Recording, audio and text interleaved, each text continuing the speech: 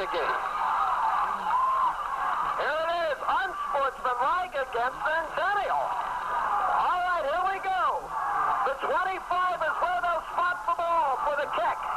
In essence, it's a 35-yard kick by Sprague, I believe. Mike Sprague, if he hits it, it's over. If he doesn't, we go into an extra period. I don't understand the call. I don't either. I don't either. Here it is, over and up in the ball. The snap, the spot, the kick. It's out. It's long. It's up. It's good. The Bulldogs win. The Bulldogs win. 28 to 27. The Bulldogs win it. Whoa. The Bulldogs win. 28-27. And they now go crazy. 6 minutes to play. East leads 21-16. The Bulldogs win 28-27. The Bulldogs win it. My God, what a finish. Oh, my God, what a finish. I don't think it's 28-27. Centennial season is not over. The Bulldogs, 2-8 last year, could be going to state. It all rests on East. East is up 21-16 over Air Academy. If they win, we've got a 4-way playoff on Tuesday. The Bulldogs win. Jim Brooks, I can't say anymore. I'm burned out. Taking his fumbles out and taking for a long time. Jeff, you gotta love that, but not quite the excitement.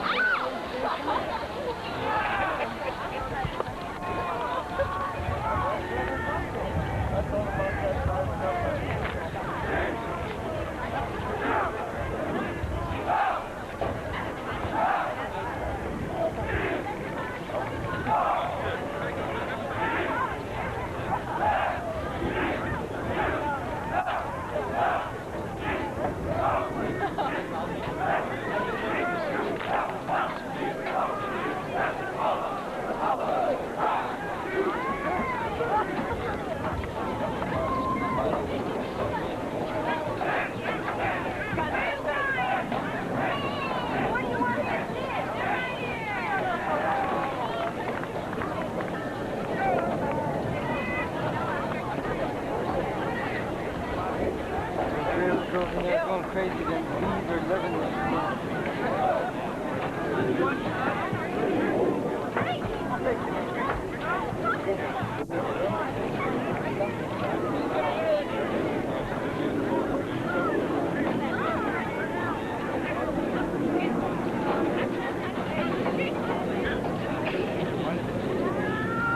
Boy, they sure slide on that.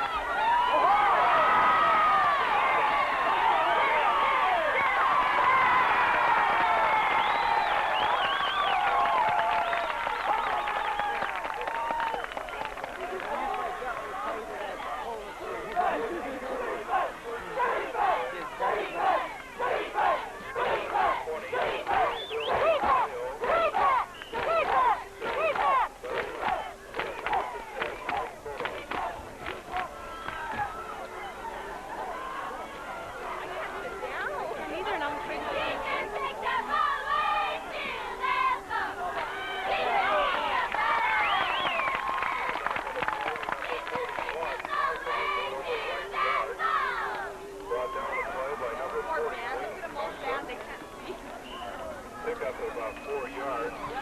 Second down, 6 yards to go.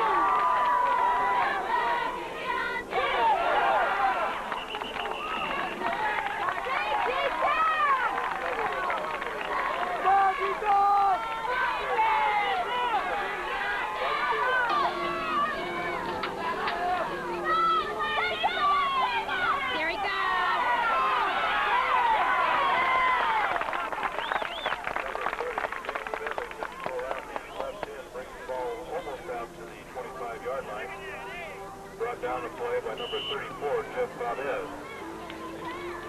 Pick up a 3 on the play, second down. All right, big rush, guys, come on.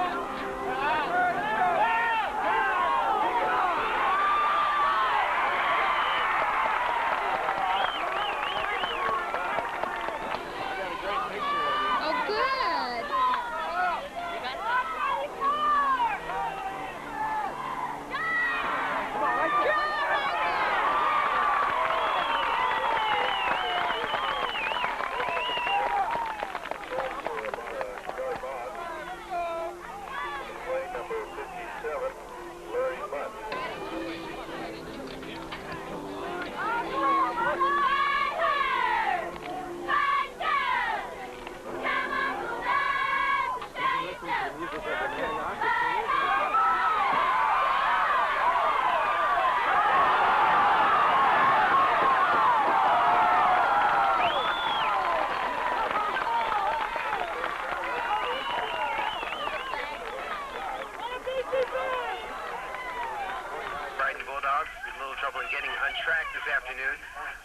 looking at what should be a pretty good afternoon. Beautiful weather.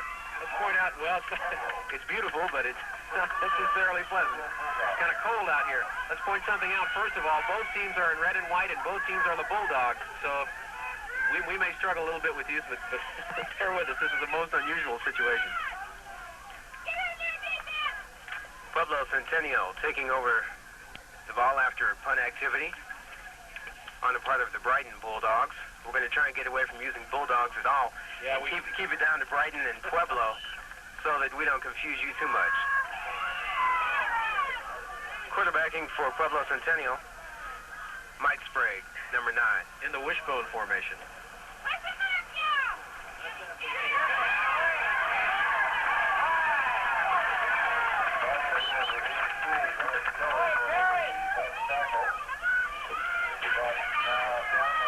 A short gain of about 2 yards on the play. Second down and 8 yards to go.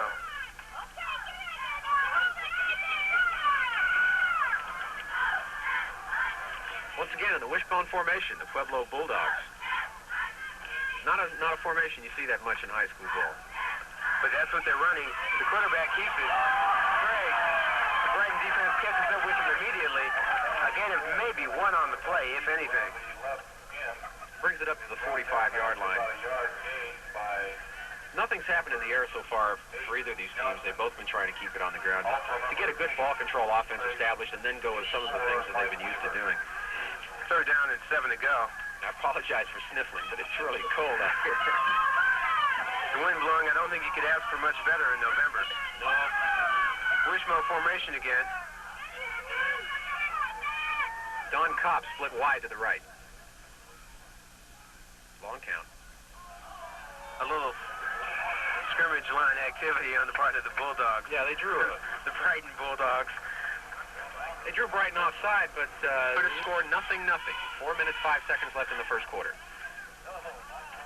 Flags down on the play. It's a long punt. It's a long punt. Picked up on about the 19.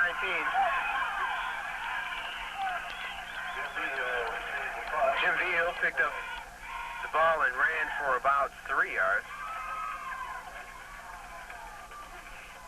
During the entire year, 38 completions, 8 touchdowns. That's their total air production for the entire year. Brighton, on the other hand, had a somewhat more successful set, but they're running out of the I set, and they too are a ground game, and I think that's going to be the prime concern at the moment. Is just getting some sort of offense established, and then go with some of the things like the passing game a little later on. They're in a double I formation. First and down on the 27-yard line. Steve Cage split wide to the left. He stopped it out, and we're making some yardage to the 40. He finally brought down on Pueblo's 40-yard line. That was Rick Criswell.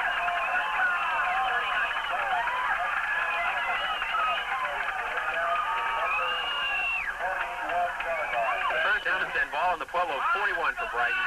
And the ball is double I. Throwing it. Throws it short. Pass is intended for Steve Cage, but Steve didn't quite run the route, didn't finish the pattern. Second down and 10 yards to go. I pronounced Steve's on the name wrong. 41-yard line.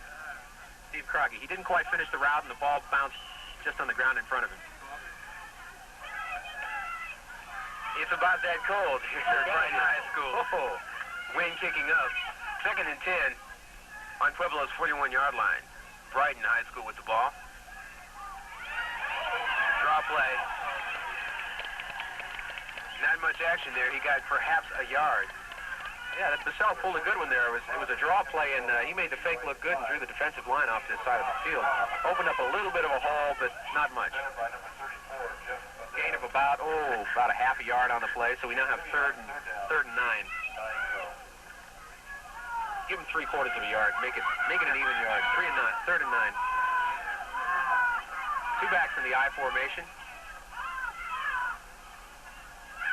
The draw play. Finds a little open running space. I think he busted a tackle there and made it down to the 30-yard line.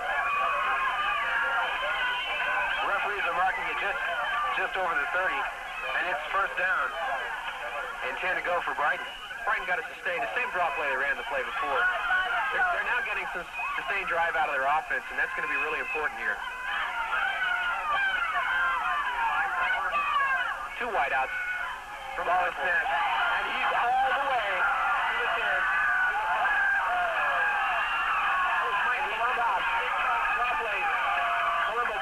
Right up the middle. He had a beautiful hole open for him on the offensive line, and that brings it down to about the 6-yard line. Almost all the way in. 2 minutes, 18 seconds left here, and Brighton's knocking on the door from the Pueblo 6. I'm sorry, that is 6. Pueblo doesn't want to be in. Number 30, Dan Smedley, over right guard. Carries down to about the 5-yard line. Tackled by number 52. Dan Smedley, the ball carrier. Dan's been one of the more consistent ball carriers in the club this year. And running out of this I formation makes him all that much more effective. The drop play, he's over it down to a barrel of 3. They're running out of the ran out of the unbalanced eye on that particular play. Brings it down to the 1. They're going to have a 3rd and goal from there. Dan Smedley again the ball carrier on that play. First down and a single yard to go, and the natives are getting restless.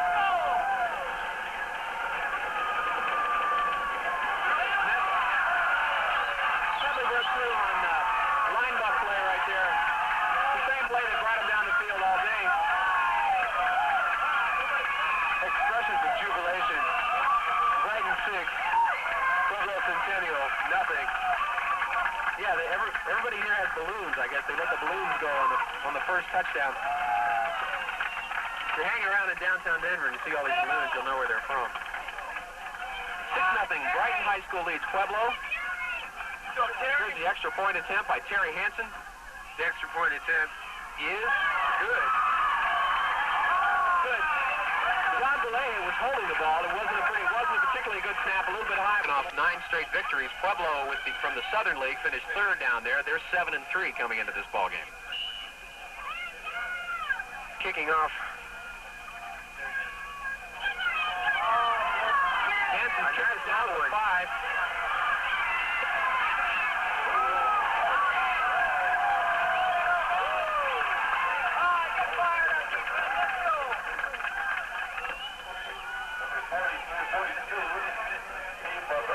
Steve Barbera carrying the ball for Pueblo. Found a little running room and got it down to about the 23-yard line. 1st and 10 Pueblo at the 23. Now here's Pueblo's chance to get their offensive game plan established. They're running out of the wishbone, or they were a little earlier. And they've abandoned the wishbone for sort of an unbalanced T, I guess you'd call it. Mike Sprague, the quarterback, hands off. And a pileup with not much gain at all. They're running basically, I guess, not an unbalanced T. You call it a double wing formation with 2 wide receivers on the strong side. Gain has to change from the wishbone they were running before. I'm sorry, Larry. Gain of a yard on the play down to the 24.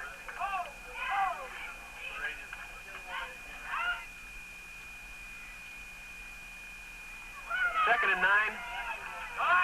Pueblo back in the wishbone formation again. The wishbone formation. The handoff. Gain of a couple of yards on the play.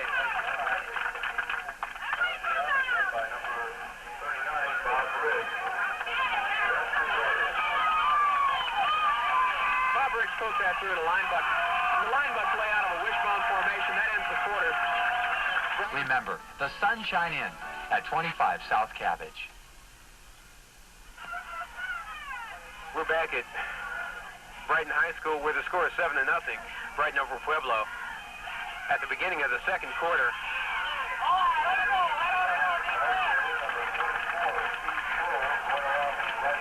Steve Scholes, number 24, the ball carrier. Brighton is apparently willing to give him a couple of yards, but they're not going to give him the kind of long sustained gains that Brighton was able to pick up on their offensive drive. So I think Pueblo, at least for this time, they're going to have to kick the ball and a flag goes down. And it appears to be that there's 12 men on the field. That's just a conjecture, but I think somebody didn't get off the field quite quick enough, and I think Pueblo's going to be hit. Mike Weaver received the punt at the other end of the field. They're marking it on about the 33-yard line. But the referees are discussing the penalty. Flag was down right behind the line of scrimmage as Pueblo punted there on 4th down.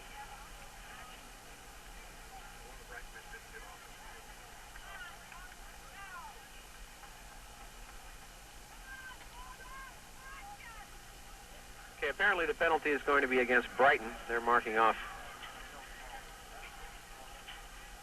Oh, they're bringing it back to the side of the infraction, which is back on the 28. We had some offsetting 28-yard line, yeah. They're going to punt over. 11:27 here in the second quarter. The Brighton Bulldogs Back deep, punting from about the 15. And he's not getting any distance at all on that. Ball falls midfield, rolls down to the 44, and it's down. So once again, Brighton's got themselves good field position off of a fairly weak Pueblo punt. They're now at the 44-yard line of the Pueblo Centennial Bulldogs. They're leading 7-0, and the way their offense worked, you got to give them some credit for keeping the sustained drive and then stopping Pueblo from changing the momentum on their series. With a handoff and over the middle. Mike Seifald on that play. Gain of about 2 on the play. Second down and 8 yards to go. 2-yard gain, second and 8. Run down by number 57, Larry Flack. Second down, 8 yards to go.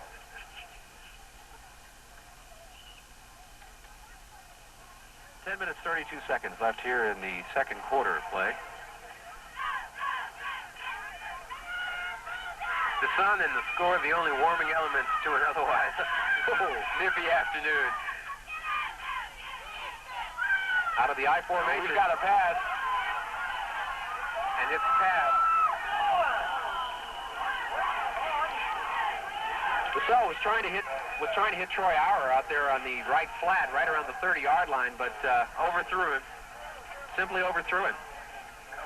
I think that maybe Auer might not have run the pattern a little bit quite right, and obviously Vassell did not have a great deal of time to stand and wait. That brings up a 3rd and 8, ball on the 46-yard line. You have to look for Brighton to go on a passing set this time around. Vassell kept waving him to go farther and farther. No, the ball is held on to it. Steve Craigie on the carry.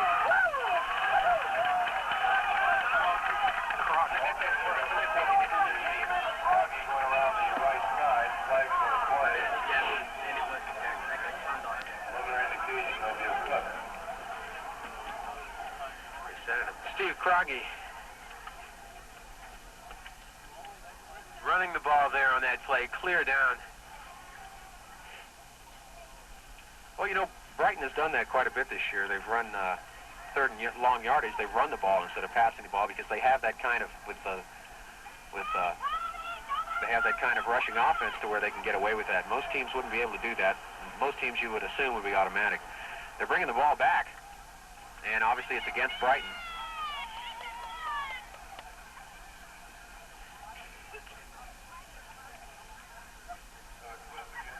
And they're calling clipping against the Brighton Bulldogs. That's painful.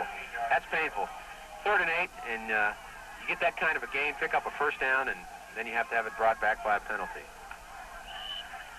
Now 3rd down, long yardage, 13 yards on the 42.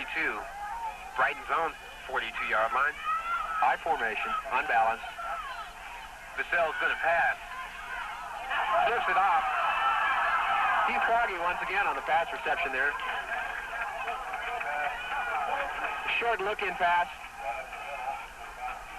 I don't think they were necessarily looking to try and get a 1st down. They just wanted to possibly get into field goal position. But they're not going to be able to do that. So with a 4th and 4, 9:25 left in the second quarter, Brighton is going to have to punt. on the 48-yard line. Back deep for Pueblo, number 30, Alan Olmstead, and number 80, Don Kopp. Both back down around the 8-yard line. Make that the 12-yard line.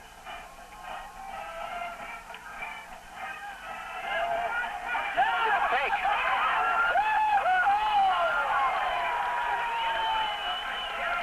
An unsuccessful fake. Dan Smedley was carrying the ball there, but just didn't work out for him. So they're going to have to turn the ball over for Pueblo in much better field position. Ball's going to be down on the 46-yard line. Pueblo on their own 46-yard line. First and 10 for the Pueblo Centennial Bulldogs. And they might have been ready for that one. I think so. Pueblo once again on the wishbone. Kopp wide to the left. Long count. Long count. Wishbone formation. The handoff. Over the middle and then finds some running room. Steve Scholes went up the middle there. And gets down to the 43-yard line of Brighton. Well, that was just a basic draw play out of the wishbone. The Air Force Falcons like to use that play a lot. And it obviously caught the Brighton Bulldogs off guard. Nice pickup on the play. First and 10 from the Brighton 43. Pueblo's first penetration in the Brighton territory this afternoon. Once again, they're in the wishbone format. This time, James Villarreal is wide to the left.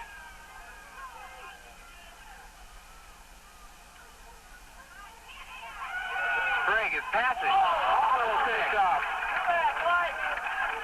Almost on the pickoff. Mike Weaver playing offense and defense this afternoon.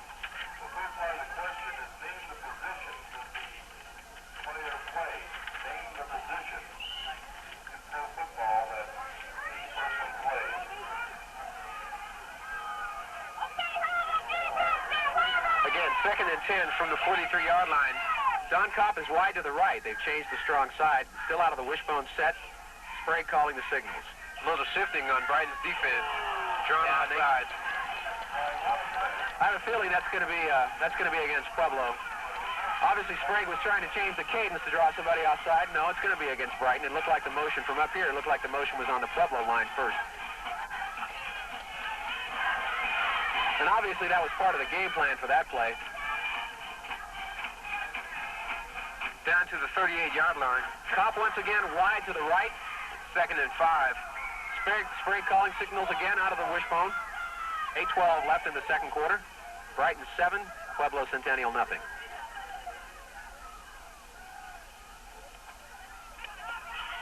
Sprague hands the ball off.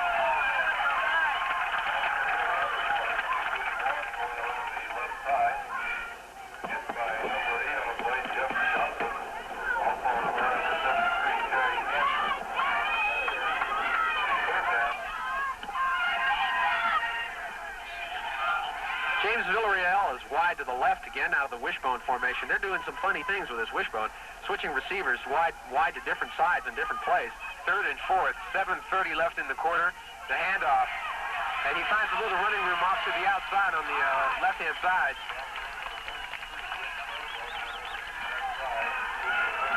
Rick Criswell, the ball carrier on that play.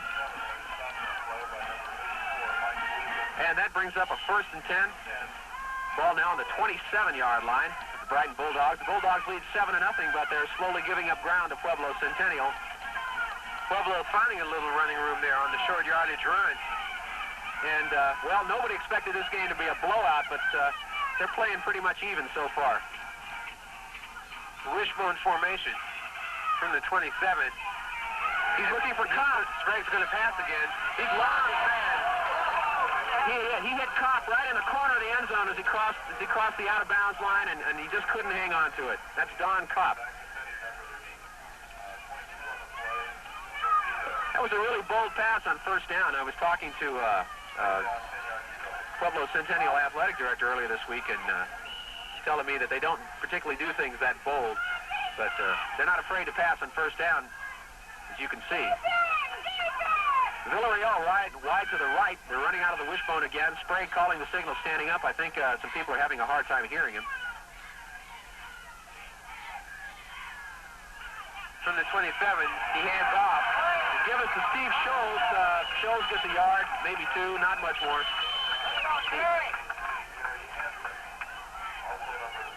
Met up close by about 3 Brighton defenders. As a matter of fact, if anything, I think he may have lost an inch or two. Third and 10, the ball still marked at about the 27, 28-yard line. Okay, and they're shifting wide receivers in and out. Villarreal and Kopp. Villarreal is now out of the game. Don Kopp is going to line up wide on the left.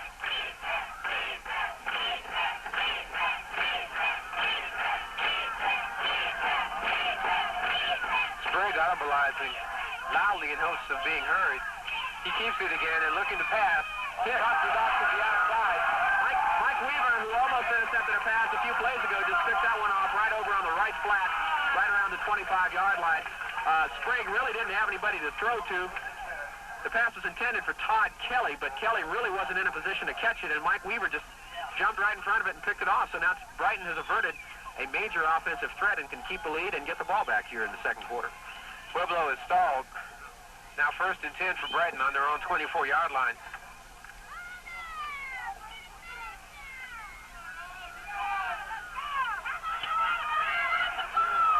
Brighton in the I formation. The handoff. Dan Smedley with the ball. Scratching his way, jumping over people. Past the 30 to 35. Smedley really broke loose. Smedley really broke loose going around the right end that time. Left end. Down to the 39-yard line. 5:35 left in the second quarter. And already a difference is beginning to shape up between these two squads. Brighton can do pretty much what they want on the ground. Whatever Pueblo wants in terms of long gains, they have to go to the air. So that could spell a problem for Pueblo later on in the game. Spazai.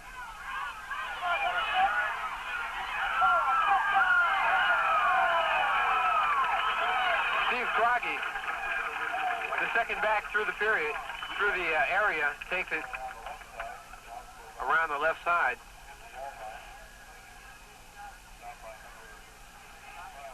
Down to right about the 50-yard line, midfield for the Bulldogs. First and 10. And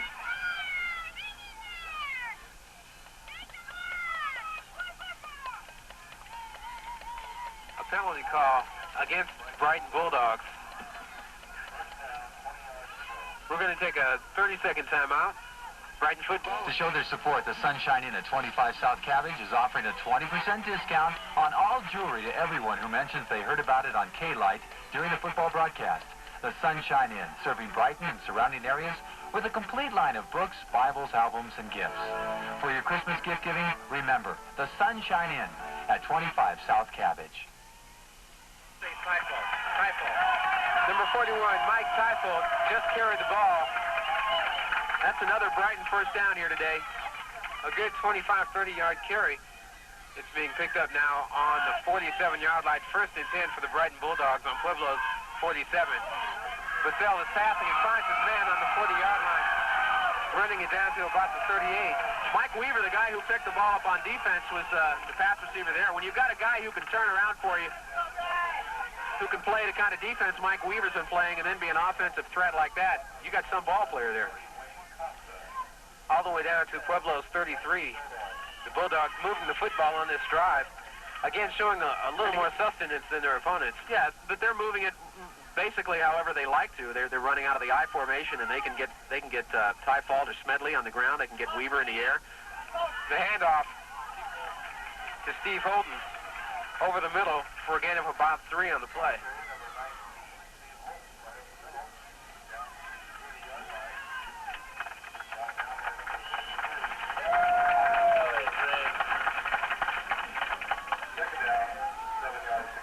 It brings up a 2nd and 7 from the 30 now. We have just over 4 minutes left here in the first half. Brighton 7, Pueblo Centennial nothing, and Brighton is knocking on Pueblo's door again. Out of the I formation. From the 30-yard line. Vassell keeps it and throws it.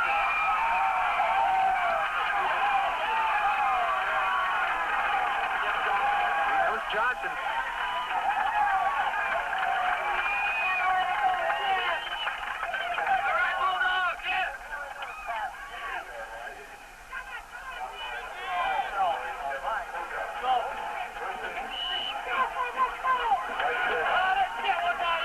Successful on that completion. Roger Vassell to Mike Weaver. Right now down on the 3rd. Jeff Johnson, their pass receiver. On the 3-yard line. Draw play to Tyfald. Probably got him a yard, maybe 2.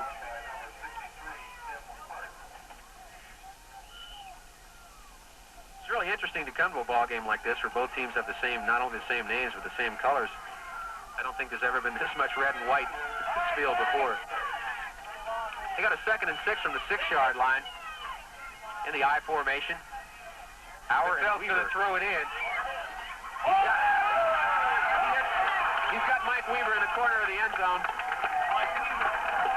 Mike Weaver, the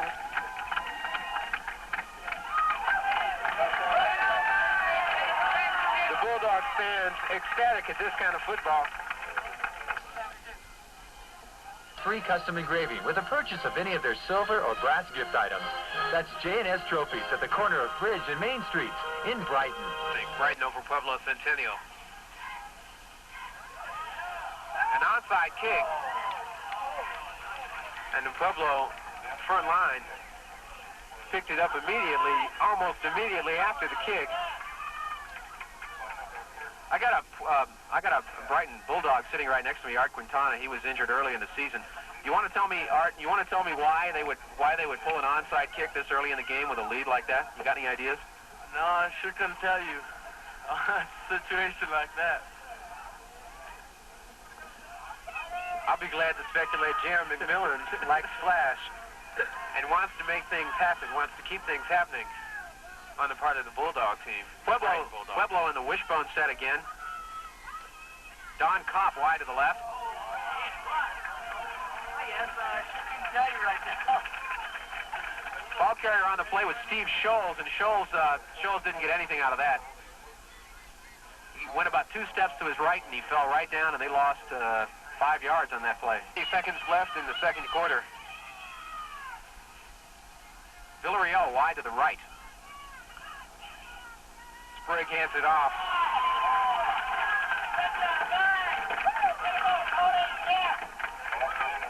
Comes to water. Call Brighton Culligan today at 659-1787. 659-1787. And Mike Sprague dropped the ball. The play we just saw on 3rd and 16 with the ball on the 29. Sprague unsuccessful in getting the ball to go anywhere. The defense generally stalled that play, and we see a loss of about 2 to 3 yards. And Mike Weaver is deep on the punt. Weaver's had a super day. He picked off a pass a little earlier and almost picked off a second one and had a punt with Mike Weaver deep for the Brighton Bulldogs. Bad snap.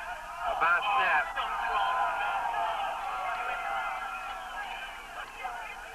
The ball doesn't get very far. Yeah, the kicker was downed on the play. Dwayne Dusabek, the kicker for Pueblo, got a bad snap and just got a squib, sort of a squib kickoff. But there is a flag on the play. And I have a feeling it's going to be roughing the kicker against Brighton, so Pueblo's really going to be helped out by that one.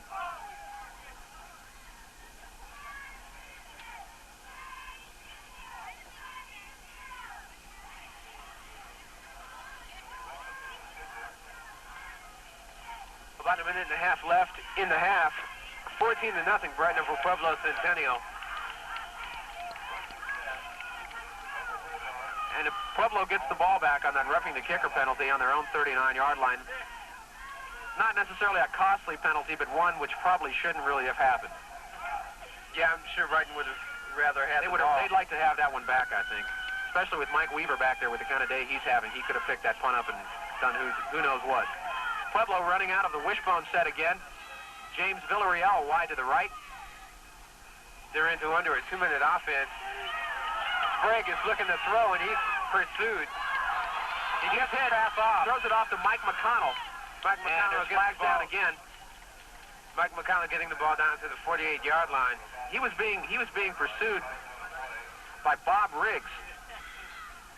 And a couple of other defenders, they were coming right after him, and he had to just throw a safety valve pass off to McConnell. I think Picked him up some yardage, but there is a flag on the play. it looked like they were trying to establish a relationship. And it's going to come back. I think it's going to come back.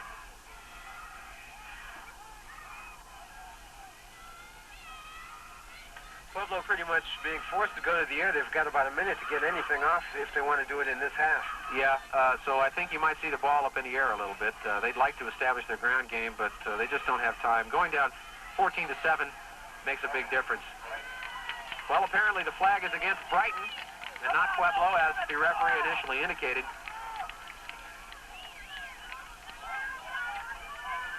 That's going to bring the ball down to about the 34-yard line of Brighton, and Pueblo is an excellent opportunity to score. Defensive holding the penalty, 1st and 10. With the ball on the bounce, the 33-yard line. Scholes, Lloyd, and Criswell in the backfield for Pueblo. Villarreal wide right. And he's fumbled the ball. Number 73. Now, Coach J.R. McMillan elected an onside kick last time, and the team would just want to eat up the clock and go into a locker room with a 2-touchdown lead. But with this Brighton squad, you can never tell. 1st and 10. The clock ticking. 45 seconds left. Mike Weaver wide right. Basel's back. He connects with Mike Weaver on the 45-yard line of Pueblo. Finally dragged down. That's complete to Weaver, and he's brought down on the 33. Brought down on the 33 by Steve Barbera. And they're going to go without a huddle. 31 seconds left in the half. Hurry up offense. 30 seconds left on the clock. The pass is way over Mike Weaver. Yeah, he threw it out of bounds just to stop the clock.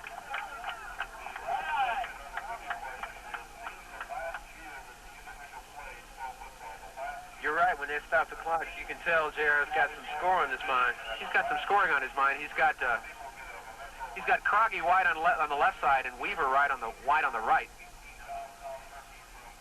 Left and Auer wide right.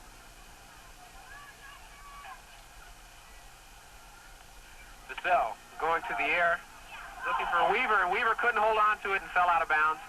And that will once again, that was Auer. Weaver's not in the game. Troy Auer couldn't hold on to it.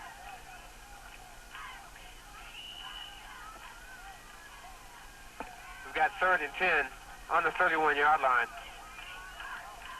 And there's a little confusion Just a few seconds left to get this play off as the man Croggy comes out of the game. And there's a flag on the play, and and it's long to Weaver. He scores. It's a touchdown for Mike Weaver. He scores, but I have a feeling there was too many men on the field. There was a lot of confusion as to who should be in and who should be out. And I have a feeling there was probably too many people on the field for the Brighton Bulldogs on that play, and I'm sure that touchdown is going to come back. 15 seconds left on the clock. The Brighton player just didn't get off the field in time.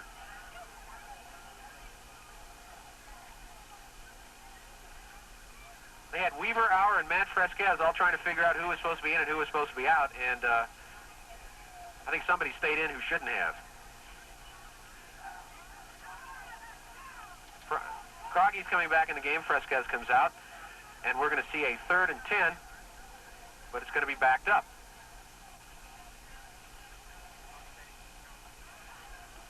Offsetting penalties down over. Pueblo, I'm sure, regrets that one. Well, not really. I would simply be happy that the touchdown doesn't count. Perceptive, Wallace. Perceptive indeed. Steve Chavis and Mike Wallace, Larry Wallace. Weaver wide right, Croggy wide left. Vassell's going to the air. He passes long. Finds Mike Weaver. No good. He caught it right on the end line of the end zone, and the referee. It looked from up here, frankly, like he was in the end zone, but the referee, who was much closer than we are, says no, it wasn't. And that's going to leave 11 seconds here.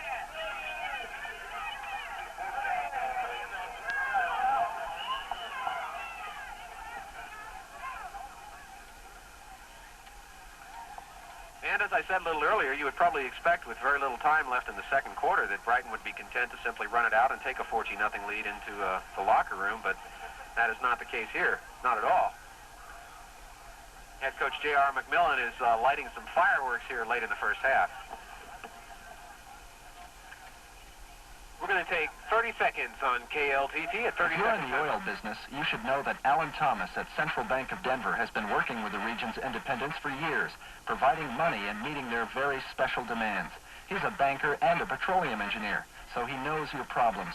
That combination assures innovative solutions and a working relationship that keeps things moving.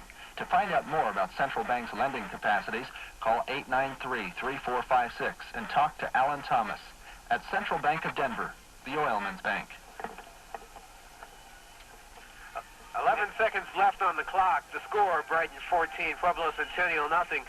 4th and 10, Brighton just a couple of unsuccessful touchdown attempts. If not for a couple of penalties, they would have scored them. Vassell, Auer and Weaver both wide on opposite sides. Vassell to pass. He's looking for Weaver. And it's almost picked off, and they're going to call interference. Referee's flag came down on that one. He was at least have a chance. So they're going to bring in the field goal unit. Terry Hansen, the kicker, is going to come in and try and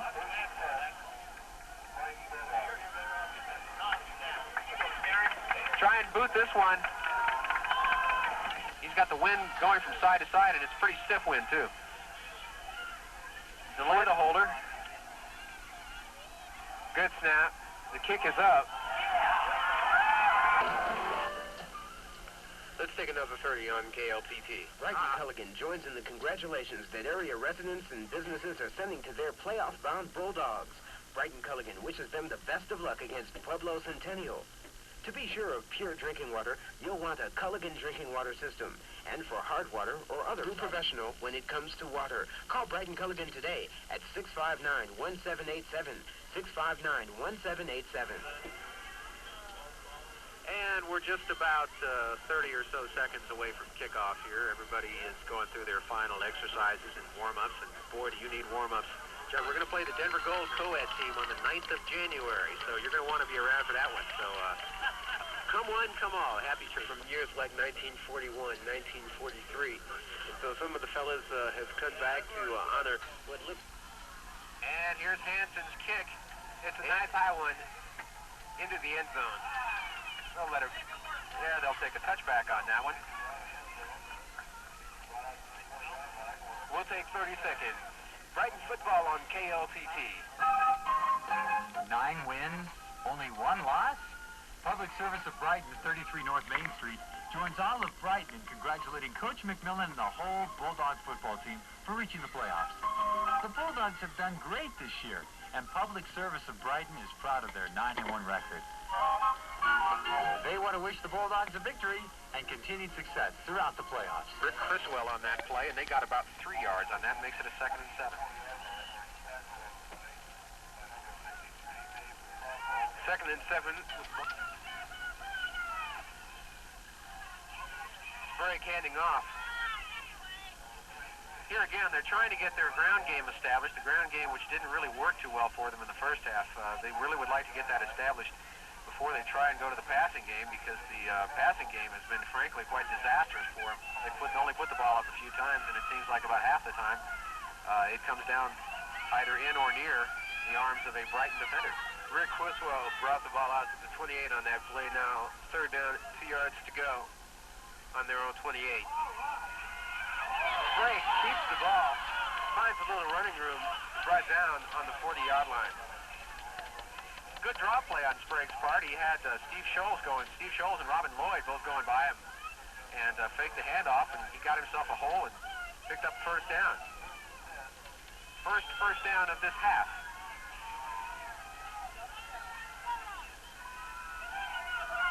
Playing on the left side of the field.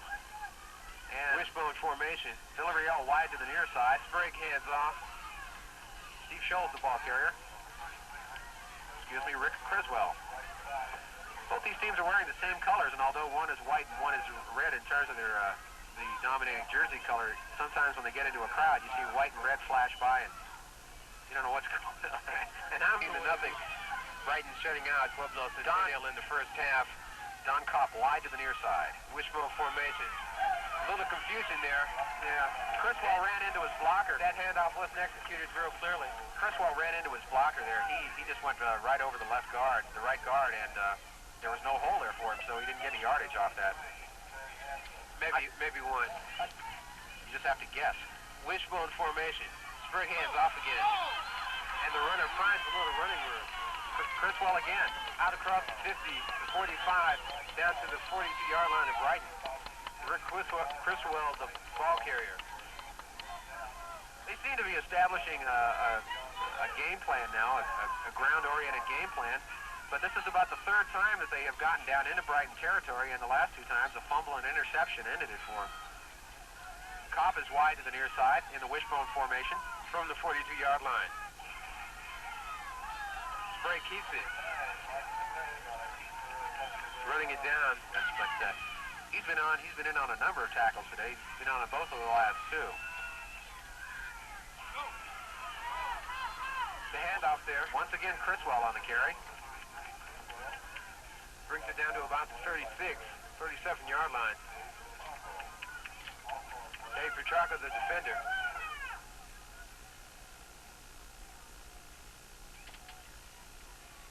The Pueblo team is, as I said, is trying to eat up ground with the ground game as opposed to a passing game. Running out of a wishbone set, which is not one I've seen too terribly often in high school teams. Kopp wide to the near side.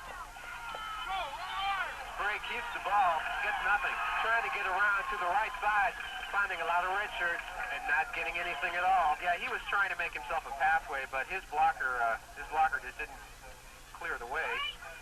Terry Hansen came in. Terry Hansen, the kicker, came in on the stop on that play for Brighton.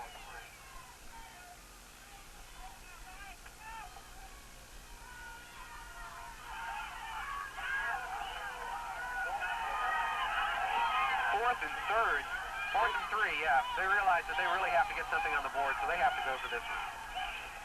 From the wishbone. And he didn't get it. Handed off. Criswell, I believe, the carrier. Let's see. And he didn't get it on pile. It's either Criswell or Scholes.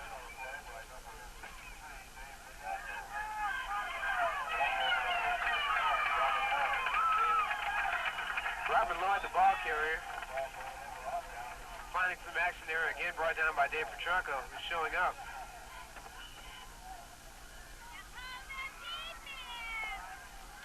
So now Pueblo Centennial, the handoff. Not much of anything in terms of yardage on that play. Typhoid ball carrier on that one. KLTT Brighton. Okay, Coach J.R. McMillan is calling the plays, but you've got to congratulate Bassell on his execution. Here he comes. He's looking for Weaver over here on the sidelines. Weaver, a lot of company. And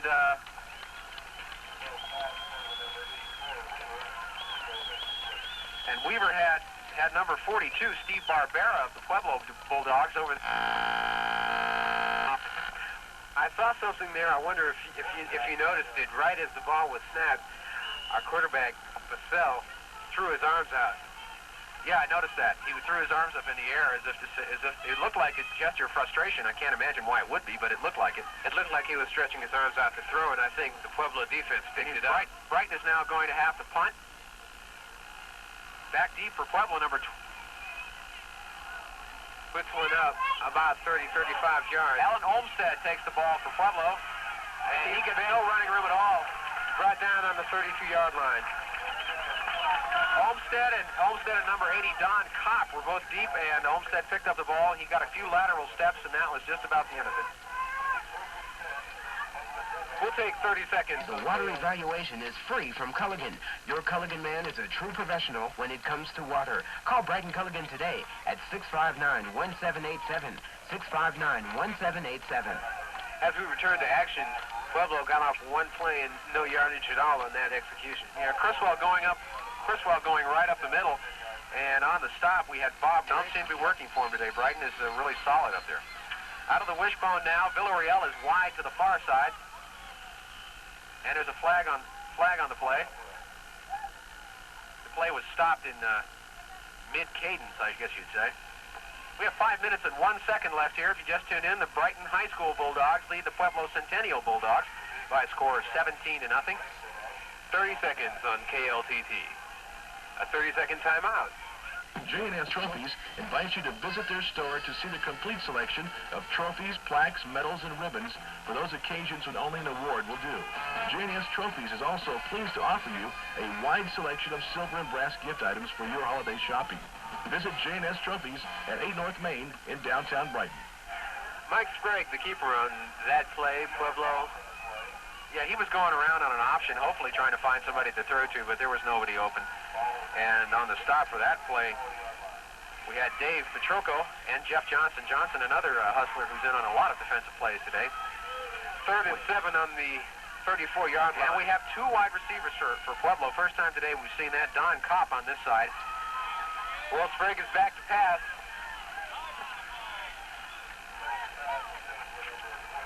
Mike McConnell. Mike McConnell was wide to the far side. Don Kopp was wide to the near side on that play, a double wide receiver play. And Pueblo with a 4th and 7 is going to, they're going to go for it, aren't they?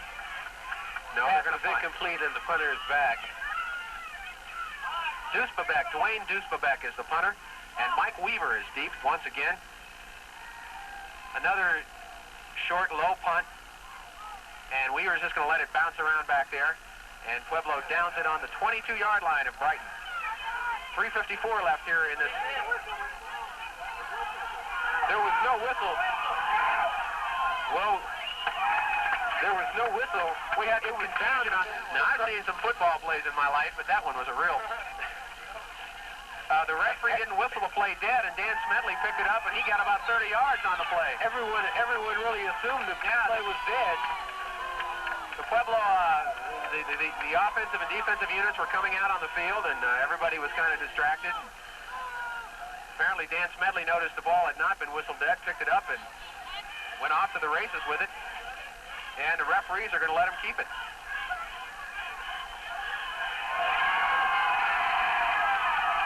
It's that kind of heads up. It's that kind of heads up play that's gotten Brighton ahead today. We'll find out where the ball's being down. They're going to spot it right on the 45-yard line of Pueblo. So Brighton will take over 1st and 10. The Pueblo 45-yard line as we take a 30-second timeout. He was not happy with that, and the officials are now discussing the play among themselves. And the ball is apparently coming back. Brighton is moving back to where they were before. No, they're going to re-huddle again. Boy, this is a new one on me. We can't figure out if the referee meant to whistle and didn't, or if he did whistle and no one heard it, or what went on. In the meanwhile, let's take another 30-second timeout. The Bamboo Garden wants you to treat yourself to something delicious, like their spicy kung pao shrimp or their mouth-watering cashew chicken, or maybe one of the Bamboo Garden's succulent beef or pork dishes. All of their more than 70 delicious menu items are carefully prepared and served in a friendly family atmosphere. Their prices are friendly, too. Treat yourself to something delicious. It's worth the trip to the Bamboo Garden, just 8 blocks east of Highway 85 at 720 Bridge Street in Brighton. 1st and 10, I formation, the handoff, and a fumble. Pueblo's ball player, 40 for Pueblo. Wayne Costa, and let's see what they do. No, they're going to bring it back. Wayne Costa of the Pueblo Bulldogs picked up the ball, ran through the traffic, and went all the way down to score, but the referee stood there shaking his head and saying, no, doesn't count. The ball is going to come back now to the 48-yard line. A loss of 3 on the play for Brighton. Coach Brockman's out on the field, highly irate. Yeah, he's furious. He's wearing a red sweater, and his face looks about the same color.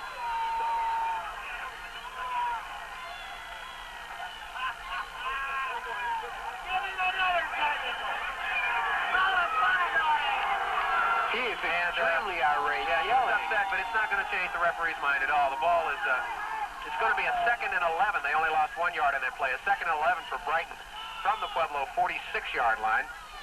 And now there's more discussion among the officials. Now they're going to let the play go. Mike Weaver is wide to the far side. Craigie in a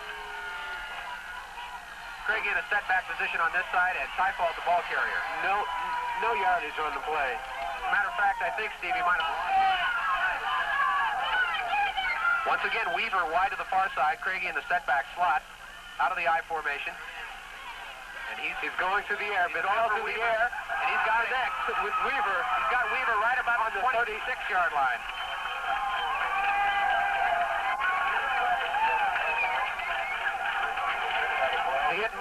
That play had pass written all over it. As a matter of fact, everybody in the stands stood up as soon as Vassell took a step back because it was pretty obvious where that was going to go. He hit Weaver right along the flat. Pueblo is backed up against the wall, and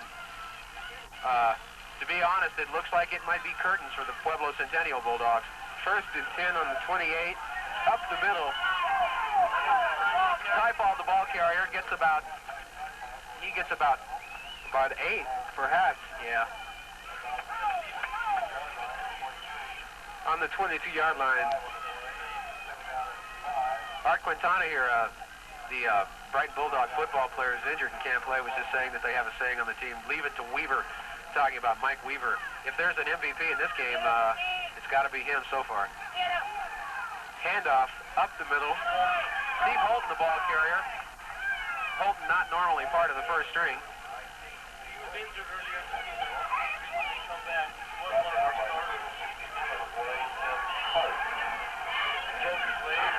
Oh yes, we met Steve. That's right. Steve was a ball player who was out here running the stairs when we came out here last week. He broke his leg. That's a hard one to come back from, but he's out on the field. Had a couple of good carries today already. 3rd down and 1 yard to go. Craigie handoff, and he finds running room over the middle. Holden once again, the young man we were just talking about who broke his leg early in the season. Do you remember what game that was in, Art? What game that was that he injured his leg? Yeah, it was Englewood. Englewood. Same game that Art got injured in. And they're giving Steve a big hand as he comes off. Still has a little bit of a limp in his walk, but he's had a few really good carries. He's been effective when they've called on him today. The guy's running with some authority this afternoon. And we have Craigie wide to the right, to the far side, and Auer wide to the near side. Typhold, the ball carrier. That's going to bring up a 3rd and 9. And Pueblo is rapidly being backed up towards their goal as the 3rd quarter prepares to become history. About 40-some-odd seconds left here in the 3rd quarter, so Pueblo's going to need a big 4th quarter effort. Weaver wide to the far side. He's going through the air. Finds his man way on the outside. He's got Weaver. And Weaver, Kevin Thieves is second. Pueblo defender Kevin Coca thought he had his number and slipped right over there to cover him, but got there just a tad too late, and Weaver caught it right over Coca's shoulder. That's going to make it 23-zip in favor of the Brighton Bulldogs. We'll be back in 60 seconds on KLTT. He uses a toothbrush to get to places that most people wouldn't notice anyway. Here's how one satisfied customer describes John's work. The work is very, very meticulous, very well done. I doubt very seriously if you'd find very many people that do this. And Pueblo zip. So Pueblo needs a real strong effort to come back from this one. Sampson kicks off. Over to the side, bouncing around just this side of the 20, about out of bounds. They're going to mark it at about the 19, I think.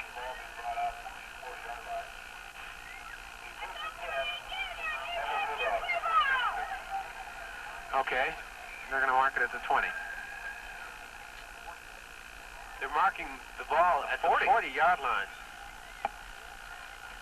John, can you explain that?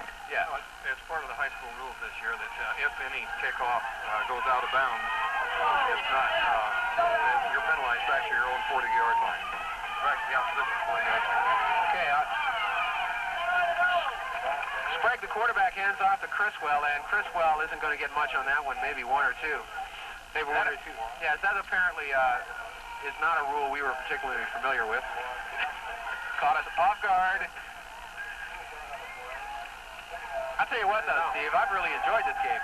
This Brighton team, and unfortunately, since KLTT has not been doing sports up until recently, we are not too terribly familiar with the squad, but this is a good team, and they're a lot of fun to watch. And we have an injured player.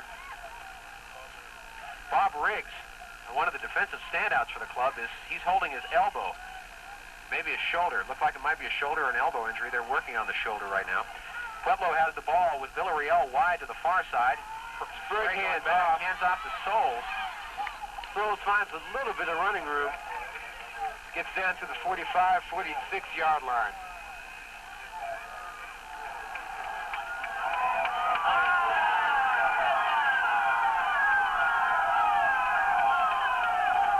That's the family.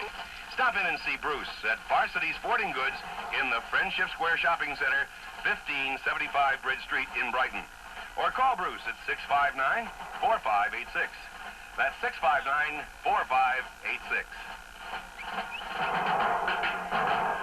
At the beginning of the fourth quarter, the score 24 for Brighton, nothing for Pueblo Centennial.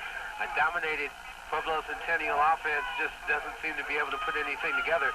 No, they have the ball now 4th and 2. That last play, a handoff to Steve Scholes, got him a couple of yards, but they're 4th and 2, and obviously they have no choice but to go for it. We have James Villarreal wide to this side, out of the wishbone formation. Sprague calling the signal. A handoff, Criswell. No, I beg your pardon. See, Criswell even fooled me. I believe that was Robin Lloyd, way over the keeper on the other side of the field. That's going to make it a 1st and 10 now, so Pueblo got themselves a first down.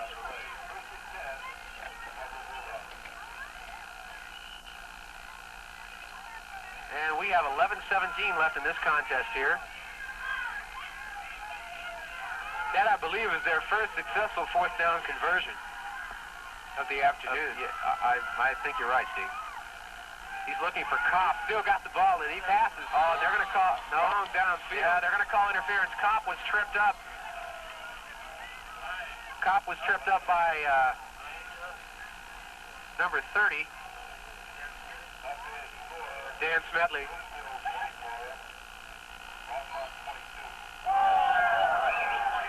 Well, they like that one. Another 3A score. Broomfield 24, Longmont 22.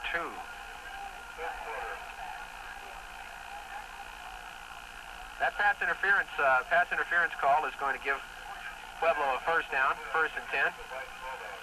And they're marking the ball down the field now. Could be Pueblo's in a position to get their only score of this game, or their first score of this game, I should say.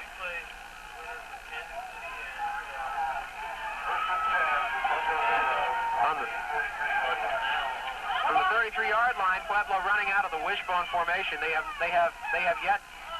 not failed to run out of the wishbone formation in this game. Villarreal is wide to the near side. In motion is Criswell. And Sprague is back. He's being forced way back. Yeah, he was forced. A massive Brighton rush. Criswell, he put Criswell in motion. Obviously, he was looking for some sort of a flat or a linebuck. A linebuck. A look-in pass. And he didn't get it. Number 24, Steve Scholes, was in position, but just couldn't quite make the catch. So they have a 2nd and 10 now.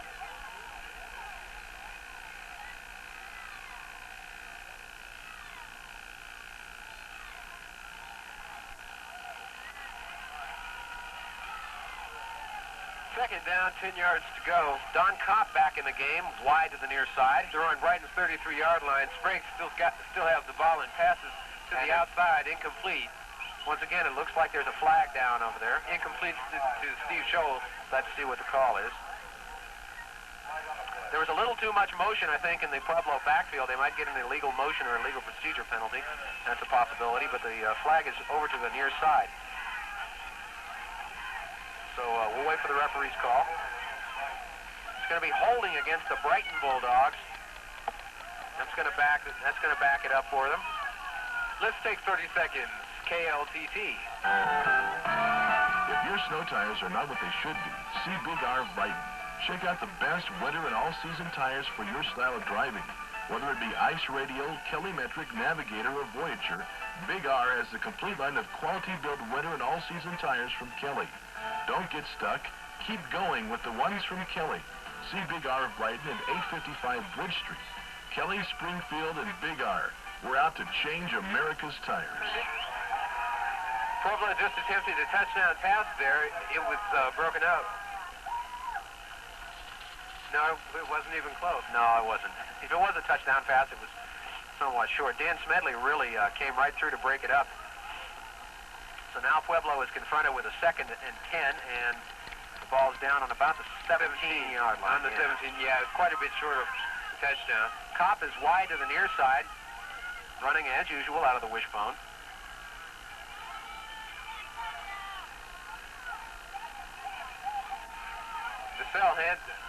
Sprague hands it off.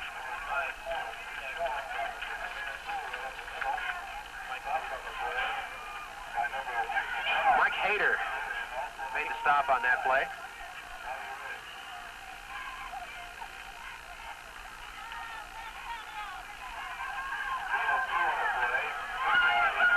Our broadcast desk here somewhat resembles Bob Lee's desk. We're going to have to I know. call Bob in on some consultation. Really, because he knows how to handle a place this messy. Somehow our table never showed up. We're operating with a little box here. In motion. He looks to pass. It was just out of the arms of Mike McConnell. Sprague's passing accuracy has not been very good today. He's underthrown and overthrown his receivers quite regularly. And McConnell is heading right for the sidelines over on the right flat. Just went right between his hands over his head. You know, I think that's one of the things that makes Brighton's offense so powerful. Bissell is a dependable passer. No more, no less. And the price is right. They've got the experience and know-how to help you with all your plans and ideas. United Lumber, 307 Bridge Street in Brighton. Call them at 659-1731. 10:04 on the clock. Sprague is back to pass. He's pursued. It's complete. Weaver leaped high in the air. Almost made another pick there. Almost made another pick. Deflected the pass. And the intended receiver was Todd Kelly on that play. But actually, Mike Weaver had a good deal more. Mike Weaver's 6'3", 192. His height has helped him more than a couple of times this afternoon. Yeah, he's catching passes that aren't. He's catching passes that are thrown to him, and he's catching passes that are thrown to other people. He plays both sides of the line, offense and defense. And I mean, there's no question if you have to pick an MVP that Weaver is clearly the standout favorite for that award. What's the prize for our MVP this afternoon? Yeah.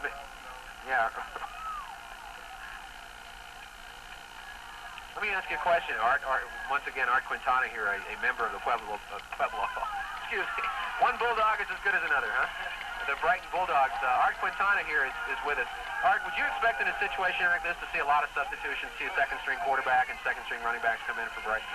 Yeah, I think they're going to bring in, we have a red offense and a white offense, and the white offense is the second team, and I think they're going to bring in the whole second team real soon here.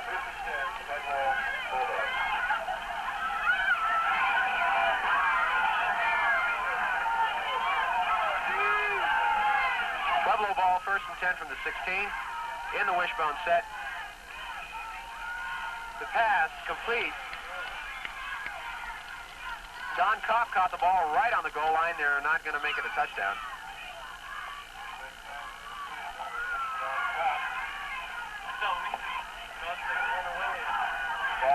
In talking to Coach Brockman earlier, he's high on Kopp's ability to hold the thing in. He's been an integral part of the air game that they do have. Well, Kopp looks like he's probably the equal of Mike Weaver, but he just hasn't had the opportunity to get a hold of the ball. He doesn't have nearly the height.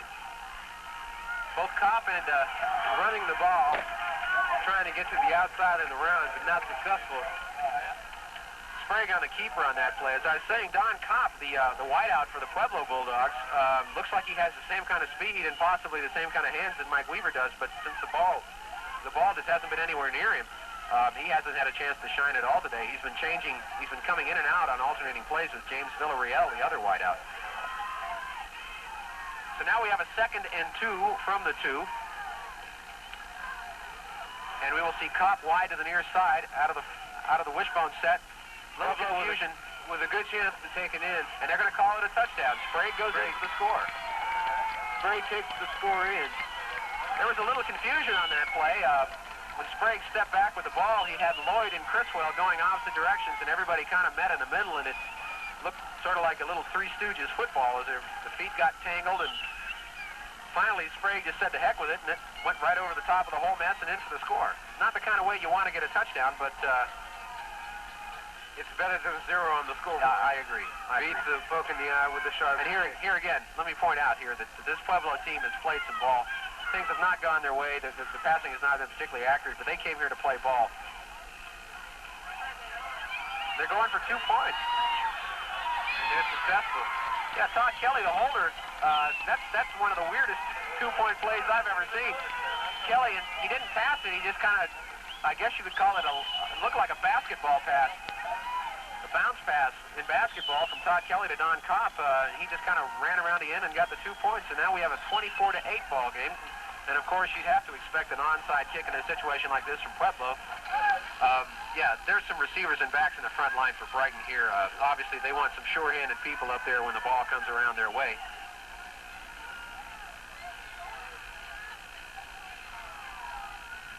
No, they're going to kick away. Well, they kick it away. Tyball carrying the ball. Picked it up on the 15. Runs out past the 20. Drag down on the 20. Well, I'll tell you this much, down about the 32-yard line. I'll tell you this much. Both of these teams have baffled not only you and me, but most of the crowd here on a number of occasions today.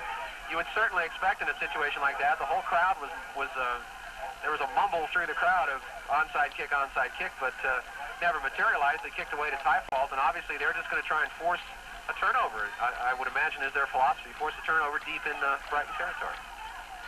1st and 10 with the ball on the 31 for the Brighton Bulldogs. 8:10 on the clock here in the 4th quarter.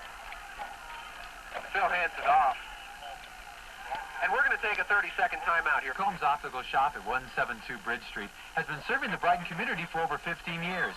Harold Combs, optician, gives you friendly and personal service and offers custom lens tinting. They have a large selection of safety glasses at 172 Bridge Street in Brighton. Open Monday through Friday till 5:30 till 12 on Saturday. Call them at 659-5437. Mike Tyfall carrying the ball for the Brighton Bulldogs on this last play, bringing the ball up to around the 41-yard line. Yeah, about the 41. That'll make it a 3rd and 1 for the Brighton Bulldogs. Sure, it'd be a lot easier if you could just say Bulldogs. Like in that spot I did for the game. Why not the Falcons or the Hornets or the Pistons? Anyway, we have 2 Bulldog teams here. And the Brighton Bulldogs are threatening to run away with this one. 24-8 here with 7 minutes left in the game. They're in an unbalanced I formation now, no wide receivers. Then the handoff hands it off to Steve Holton, the young man we were talking about a little while ago, who suffered a broken leg earlier in the season and has come back. He's not starting yet, but he's had some pretty effective plays when he has been on the field. Did not run the onside kick because now Brighton has the ball. They're keeping it on the ground. And Vassell back to pass, looking moderately long. And no sooner he speaks about them keeping it on the ground than Vassell goes back and tries to hit Steve Craigie down around the Pueblo 30-yard line, and Craigie had a little trouble hanging on to it, and it looked like Pueblo might have picked it off. That's the kind of thing you don't want to happen. You don't want, with a 24-8 lead and you're eating up the clock, you don't want to throw the ball away and put Pueblo in scoring position. Another touchdown could bring this 24-14, and that football game, yeah, they'd be right back in it. Stranger things have happened. 6:37 on the clock, 2nd and 10 on the 44. Vassell's keeping it, a little confusion there in the backfield, And a flag on the play.